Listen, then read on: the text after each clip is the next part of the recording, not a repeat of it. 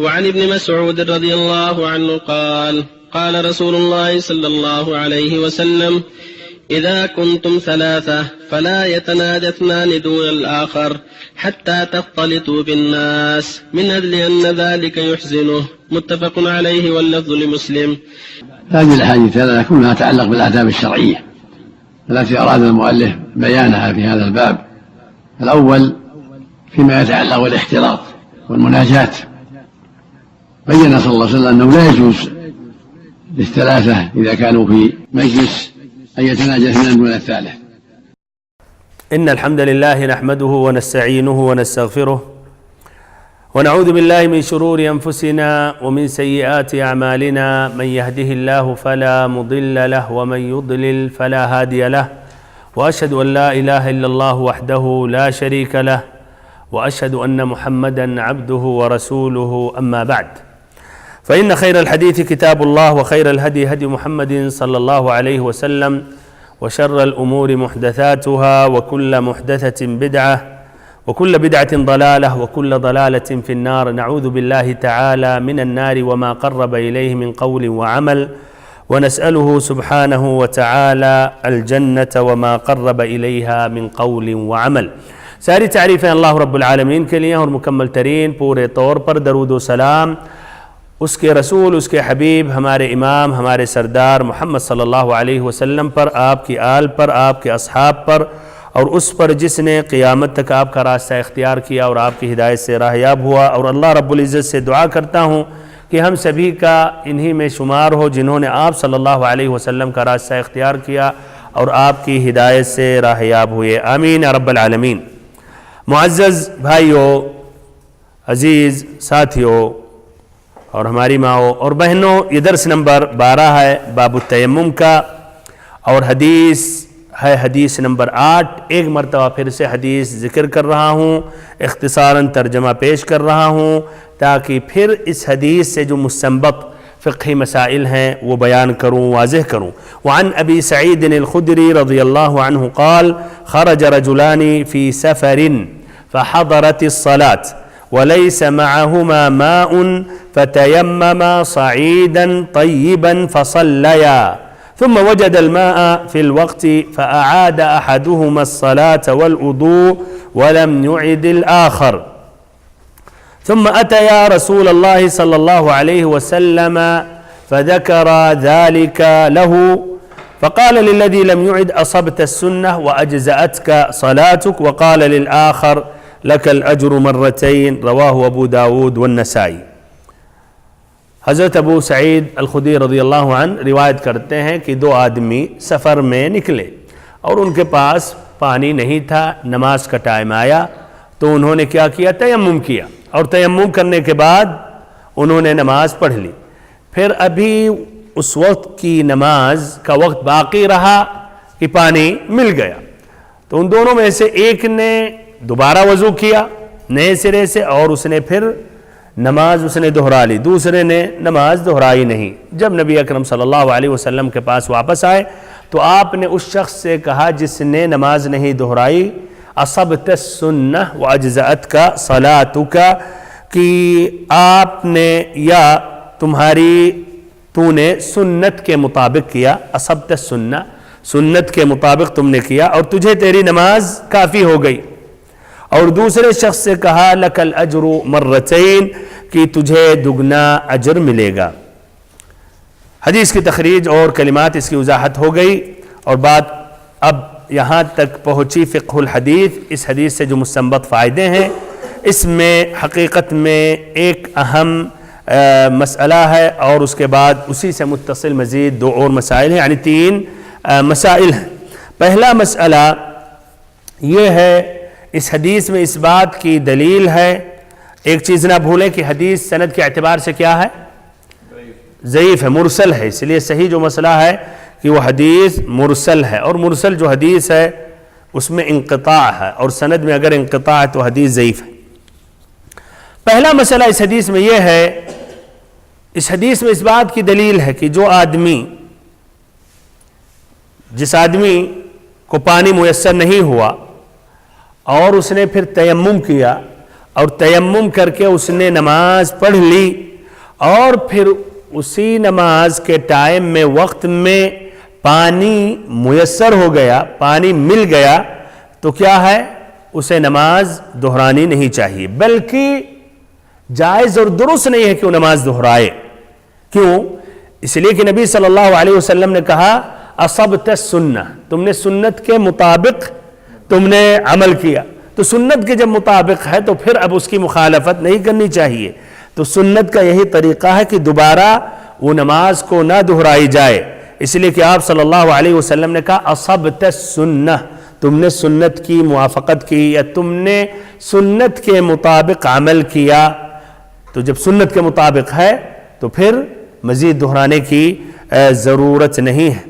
اب ہو سکتا ہے یہاں یہ بات ہے کہ حدیث تو حضرت آپ نے کہا تھا ضعیف ہے، حدیث مرسل ہے، تو کس طرح آپ استدلال کر رہے ہیں؟ اس کی تائید ملتی ہے، تقویت ملتی ہے۔ مرسل ہاں سند کے اعتبار سے ضعیف ہے، لیکن یہ مرسل روایت اگر اور روایتیں مل جائیں، کسی صحابی کا قول مل جائے یا کوئی دوسرا ایک مرسل روایت آ جائے تو اس سے ایک قوت مل جاتی ہے۔ تو ادھر ابن عمر رضی اللہ عنہما سے مروی ہے، جس طرح کی عبد الرزاق نے اپنی کتاب المصنف میں روایت کی ہے اور یہ اسناد صحیح ہے۔ ابن عمر رضی اللہ عنہما سے روایت کرتے ہیں نافع کہ ابن عمر رضی اللہ عنہما نے تیمم کیا، پھر عصر کی نماز پڑھی، وہ سفر سے آ رہے تھے اور ان میں اور مدینہ میں صرف 1 یا 2 میل کا فاصلہ تھا، پھر اس کے بعد مدینہ میں شہر مدینہ میں داخل ہوئے اور ابھی بھی سورج کیا ابھی بھی واضح ہے، مرتفع ہے، اونچائی پر ہے، یعنی ابھی بھی عصر کا نماز ختم نہیں ہوا، باقی ہے۔ وَلَمْ يُعِدْ، لیکن تب بھی ابن عمر رضی اللہ عنہما نے نہ وضو دہرایا نہ نماز۔ مدینہ وہ سفر میں تھے، مدینہ جب تک داخل نہیں ہوئے تو بندہ سفر میں ہے کہ نہیں؟ ایسے اگر آپ سفر سے ریاض واپس آ رہے ہیں، شہر ریاض میں داخل نہیں ہوئے، باہر ہی ابھی ہیں، آپ قصر کر سکتے ہیں، اگرچہ ابھی وقت باقی ہے اور شہر میں جا سکتے ہیں، تب بھی وقت باقی رہے گا، کوئی حرج نہیں، جائز ہے۔ اور اس پر ابن عمر رضی اللہ عنہما کی اس بات سے یا اس عمل سے یہ تقویت ملتی ہے۔ تو انہوں نے مدینہ میں داخل ہونے سے پہلے 1 میل 2 میل کا فاصلہ تھا، یعنی دور سے نظر بھی آ رہا تھا یہ شہر، تب بھی انہوں نے کیا؟ تیمم کیا اور پھر نماز پڑھ لی، عصر کی نماز، پھر مدینہ میں داخل ہوئے اور ابھی بھی عصر کا نماز یا عصر کی نماز کا وقت باقی تھا، انہوں نے نہ وضو دہرایا نہ نماز۔ اور ظاہری بات ہے ایسے صحابہ الاصل غالباً وہ بھائیوں ان کے پاس نبی صلی اللہ علیہ وسلم کے متعلق کچھ علم ہوتا ہے اور اجتہاد بھی ہو سکتا ہے، لیکن جہاں اور حدیثیں اس کی مخالفت نہیں کر رہی ہیں تو صحابہ کرام کا اجتہاد لے لینا یہ زیادہ اولا ہے کہ ہم ایک نیا اجتہاد کریں۔ ہمارے اجتہاد سے بہتر صحابہ کرام کا اجتہاد ہے، اس لیے کہ وہ علم سے قریب تھے، نبی صلی اللہ علیہ وسلم سے قریب تھے، تو یا کہیں آپ کہ ان کے پاس نبی صلی اللہ علیہ وسلم کی کوئی حدیث ہوگی یا حدیث نہیں ہوگی، تب بھی اجتہاد ہوگا اور ان کا اجتہاد اقرب ہے کہ صحیح ہو۔ یہ قول کون سا قول کہ اگر بندے نے تیمم کر لیا، نماز اس نے پڑھ لی اور پھر ٹائم ہی سے ابھی بھی ٹائم باقی ہے، پانی مل گیا تو دوبارہ نہ وضو کرے نہ نماز دہرائے، یہ قول کس کا ہے؟ جمہور اہل علم، اور اس میں چاروں ائمہ بھی اس کے قائل ہیں۔ یہ پہلا مسئلہ۔ دوسرا مسئلہ، جس نے تیمم کیا پھر تیمم کرنے کے بعد اس نے نماز پڑھ لی، نماز پڑھنے کے بعد پھر پانی مل گیا اور وقت ابھی بھی باقی ہے، تو اس نے نماز دہرا لی، تو کیا رائے ہے؟ ثواب ملے گا یا نہیں؟ ثواب ملے گا برابر؟ اچھا، اس کو ثواب ملے گا لیکن 2 شرطیں۔ پہلی شرط کہ اس کا یہی گمان ہو یا اعتقاد ہو کہ اس پر واجب ہے، اور نمبر 2 اسے یہ حدیث نہیں پہنچی،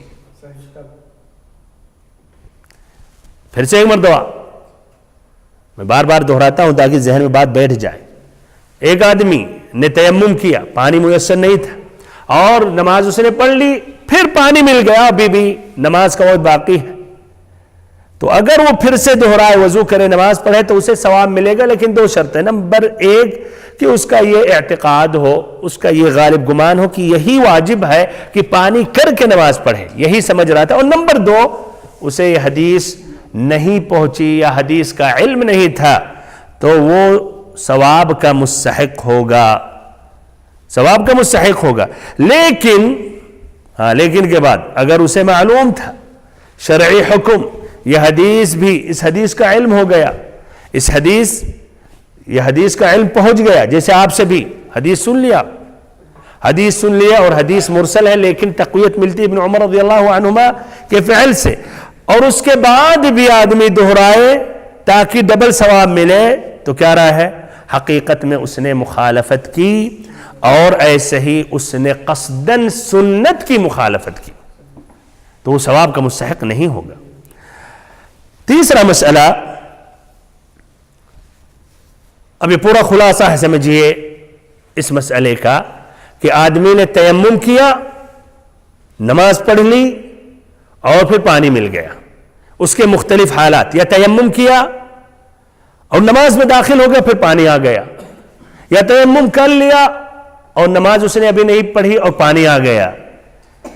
تو یہ مسئلہ جو ہے اس شخص کے متعلق جسے پانی میسر نہیں ہوا، پھر پانی میسر ہو گیا، پانی میسر نہیں ہوا، پھر پانی میسر ہو گیا، پانی میسر نہیں ہوا اور اس نے تیمم کر لیا، پھر پانی میسر ہو گیا، تو اس کے 4 حالات ہیں بھائیوں، 4 حالات ہیں، اور ہر حال میں حکم مختلف، 4 کیفیت، 4 شکلیں ہیں، 4 اس کی صورتیں ہیں، یا 4 یعنی قسم ہیں. پہلے قسم یا پہلی شکل، پہلی کیفیت یہ ہے، پہلی حالت کہ بندے نے تیمم کر لیا، نماز اس نے پڑھ لی، نماز کا ٹائم ختم ہو گیا، پھر پانی میسر ہوا، تو کیا رائے ہے؟ تو یہ نہیں دہرائے گا. یہ مسئلہ اجماع ہے، خلاص اس میں کوئی دو رائے نہیں ہے. مسئلہ اجماع سے مراد کیا؟ کہ تمام اہل علم کا اتفاق ہے کہ دوبارہ دہرائے گا نہیں، تمام اہل علم کا اتفاق ہے. اور جہاں بھائیوں جس مسئلے میں اجماع ہے، اب کوئی آ کے اجتہاد کرے اور کہے ایسا ہے ویسا ہے، تو یہ آدمی بیوقوف ہے. یہ مسئلہ اجماع ہے. ہاں اختلافی مسئلے میں آپ اجتہاد کریں، کہیں یہ بھی صحیح ہے، بات آپ کی معقول، ہم سن سکتے ہیں، چلیے آپ کی رائے ہے، احترام ایک حد تک ہم کر سکتے ہیں، لیکن تب بھی اگر اہل علم کے اقوال کی مخالفت ہو رہی چھوڑ دیں گے، لیکن تب بھی ایک گنجائش ہے. لیکن جہاں اجماع ہے وہاں آپ کر پھر اجتہاد کریں یہ ایسا ہے یوں ہے، لیکن تو یہ نہیں دیکھا جائے گا. تو بہرحال ابن المنذر نے یہ اجماع نقل کیا کتاب الاوسط میں، ایسے ہی کتاب المغنی میں ابن قدامہ نے. کسی عالم نے مخالفت نہیں کی اس مسئلے میں. کوئی عالم نہیں کہتا ہے کہ تیمم کر لیا، نماز پڑھ لیا، وقت ختم ہو گیا، پھر پانی مل گیا تو وضو کر کے دہرائے. دوسری حالت یہ ہے کہ بندے نے تیمم کر لیا، تیمم کرنے کے بعد اس نے نماز پڑھ لی، اور ابھی بھی اس نماز کا وقت باقی ہے، پانی مل گیا. تو ایسی حالت میں کیا کرنا چاہیے؟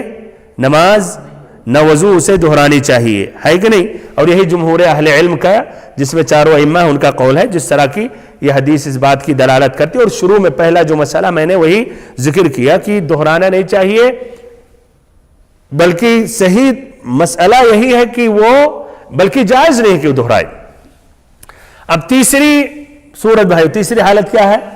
کیا ہو سکتی تیسری؟ ہاں نماز پڑھ ہی رہا تھا اور بہت صحیح، ماشاءاللہ.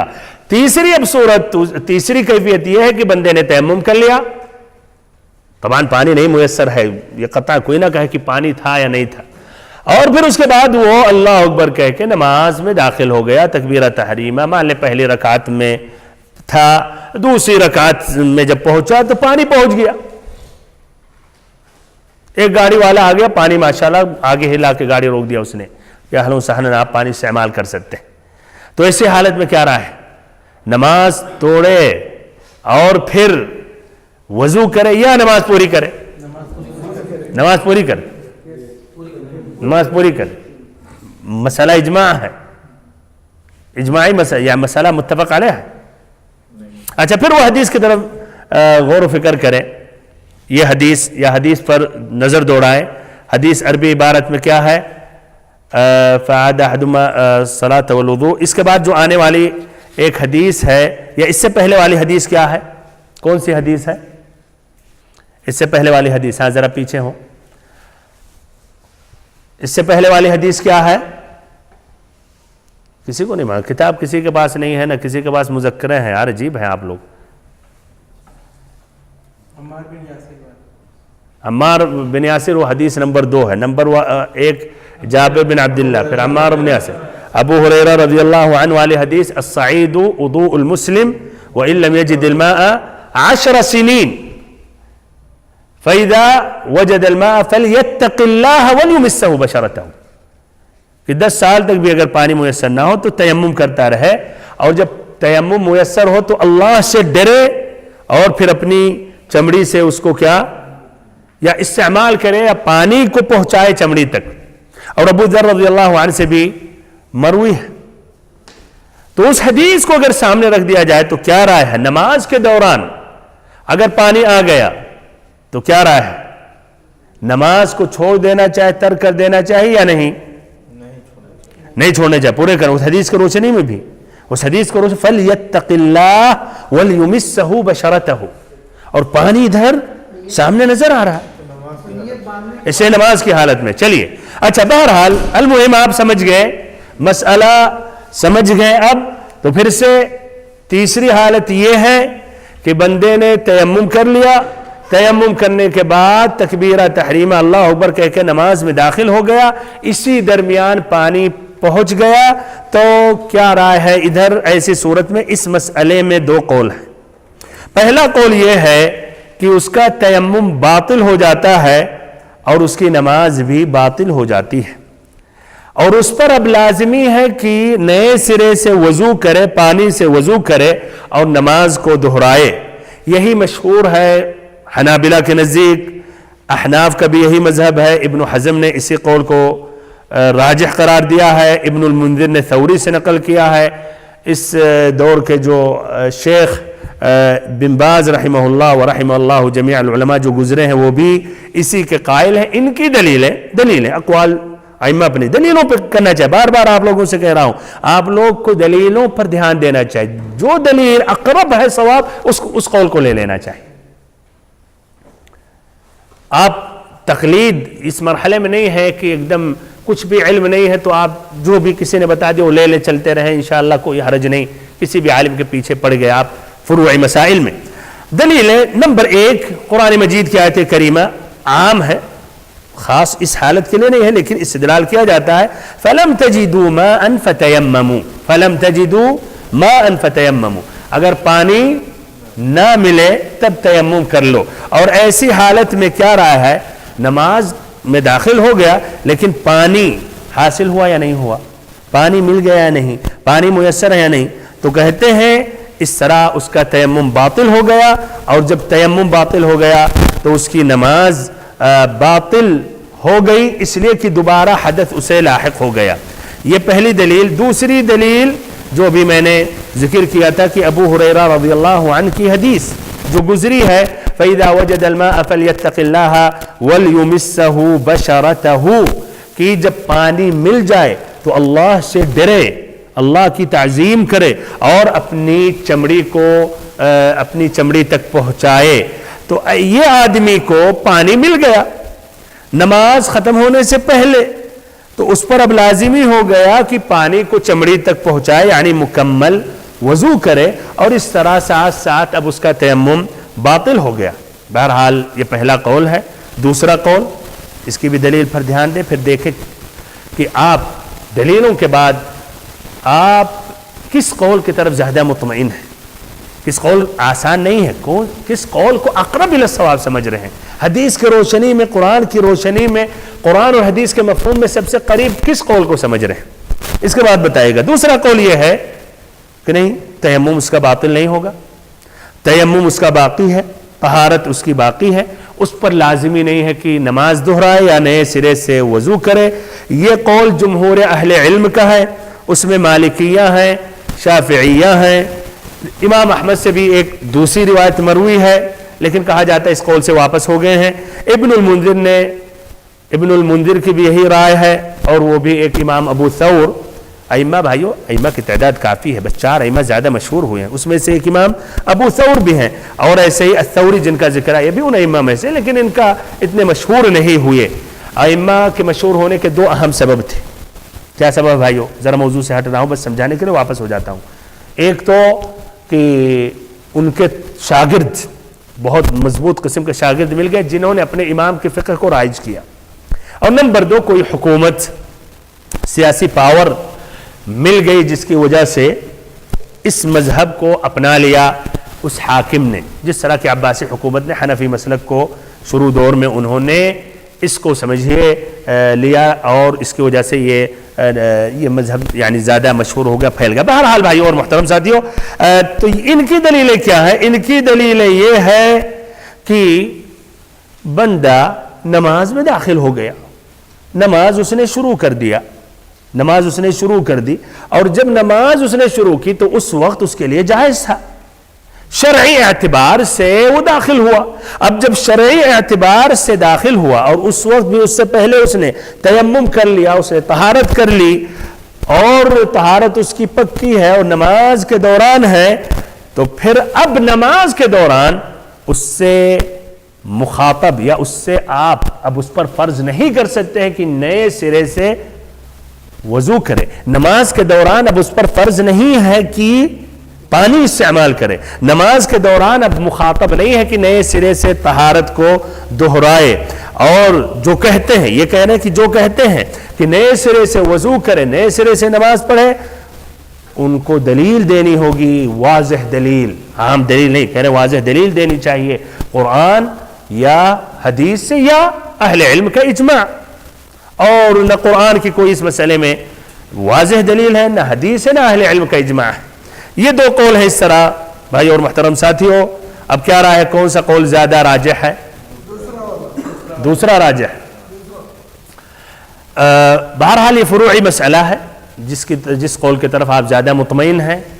اگر اس اعتبار سے آپ لے رہے ہیں کہ اقرب الی الصواب ہے تو باذن اللہ آپ کی نماز صحیح ہے، آپ کی عبادت صحیح ہے، تیمم آپ کا صحیح ہے، تیمم باقی ہے، کوئی حرج نہیں ہے. لیکن واللہ اعلم اقرب الی الصواب، اور احتیاط کا بھی یہی تقاضا. پہلا قول کہ جب پانی آ گیا اور گرچہ وہ نماز کے دوران ہے تو نماز کو ترک کر دے، نئے سرے سے وضو کر لے اور پھر نماز کو نئے سرے سے پڑھے.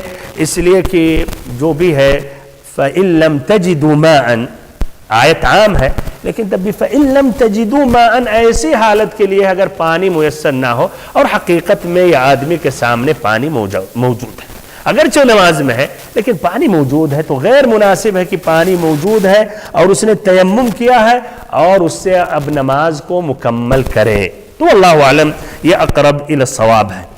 اس طرح اس حدیث کے متعلق باتیں مکمل ہو گئی اور اس کے بعد پھر ایک نئی حدیث پیش کرنے جا رہا ہوں. اگر اس حدیث کے متعلق کچھ سوال ہے تو آپ سوال کر سکتے ہیں اخیر میں. اب یہ حدیث نمبر 9 یہ پیش کرنے جا رہا ہوں. اچھا ہاں بالکل، جزاک اللہ خیرا، بہت اچھے، ماشاء اللہ یار، یہ ہے ایسے طالب علم ہونے چاہیے. چوتھی حالت، بالکل ایک اور حالت باقی ہے بھی، بارک اللہ فیک. چوتھی حالت یہ ہے، کیا رہا ہے چوتھی حالت کیا ہو سکتی ہے؟ بہت صحیح، وضو بنا لیا، بہت صحیح. چوتھی حالت یہ ہے کہ بندے نے تیمم کر لیا، نماز شروع کرنے جا رہا تھا، پانی آ گیا، تو کیا رہا ہے؟ کہا جائے گا نہیں تیمم کر لیا، طہارت ہو گئی، خلاص اس کی مرضی نہیں. اچھا، تو چوتھی حالت پانی مل گیا نماز میں داخل ہونے سے پہلے، تو صحیح جو مسئلہ یہ ہے کہ یہ پانی سے نئے سرے سے وضو کرے گا، اس کا تیمم باطل ہو گیا.